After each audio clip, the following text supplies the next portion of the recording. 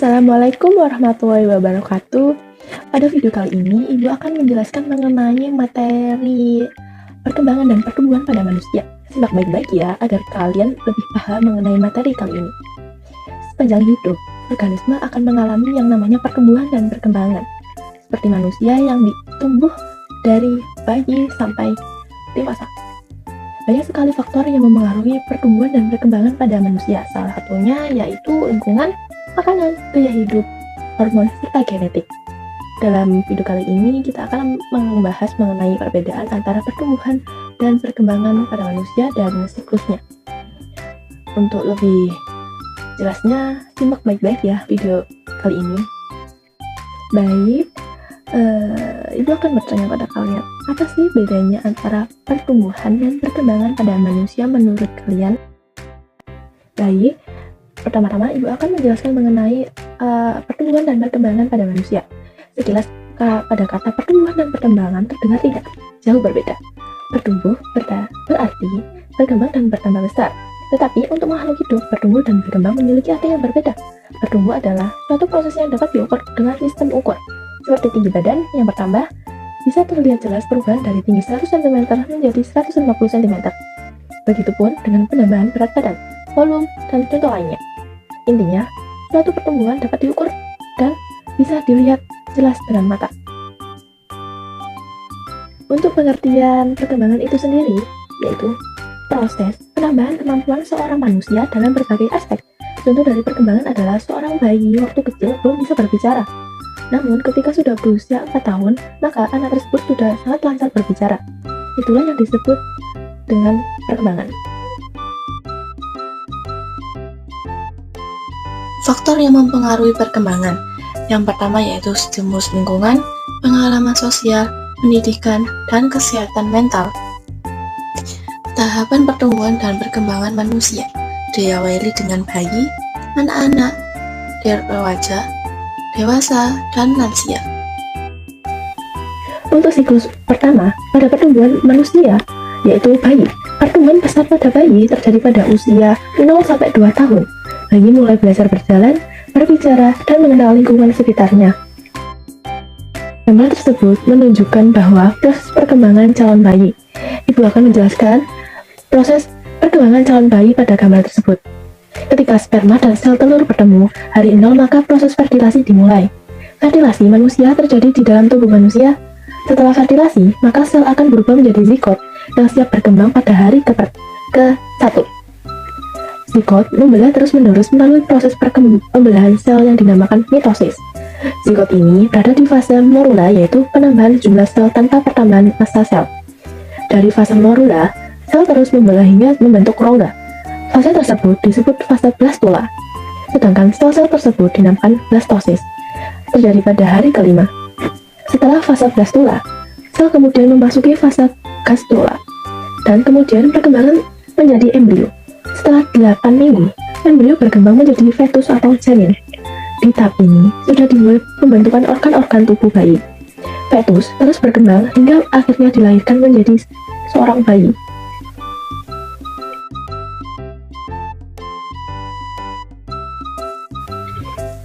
Selama periode 1 hingga 2 tahun kehidupannya, bayi bertumbuh dan berkembang sangat pesat. Beratnya bisa berkembang berkali-kali lipat dibandingkan waktu mereka dilahirkan. Pada saat dilahirkan, kepala mereka berukuran seperempat dari panjang tubuh mereka, dan lama-kelamaan bagian tubuh lainnya pun akan berkembang dan menyesuaikan. Saat sistem saraf dan ototnya berkembang, maka bayi mulai bisa melakukan gerakan-gerakan seperti tengkurap, merangkak, dan kemudian berjalan. Mereka pun belajar untuk berbicara dan mengikuti perintah sederhana. Berikut gambar yang menunjukkan perkembangan bayi dari usia 0-12 bulan. Pada bayi usia 1 bulan, mereka dapat melakukan gerak refleks, jarak pandang fokus mata 18-45 cm, dapat menangis tanpa air mata, berkomunikasi dengan menangis, bisa bedakan bunda dan ayah. Pada bayi usia 2 bulan, bayi dapat mengangkat kepala atau belum kuat dan seimbang. Gerak refleks mulai berulang, mengoceh a, tertawa.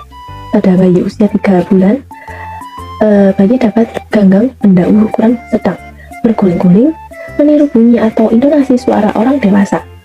Pada bayi usia 4 bulan, Mereka dapat memegang benda pakai satu tangan, lalu memindahkan ke tangan lain, mengulang perilaku senang atau tertarik dengan respon lingkungan. Pada bayi usia 5 bulan, mereka dapat mengenal bunyi sekitar, menyesuaikan gerakan tubuh dengan ukuran dan jarak benda.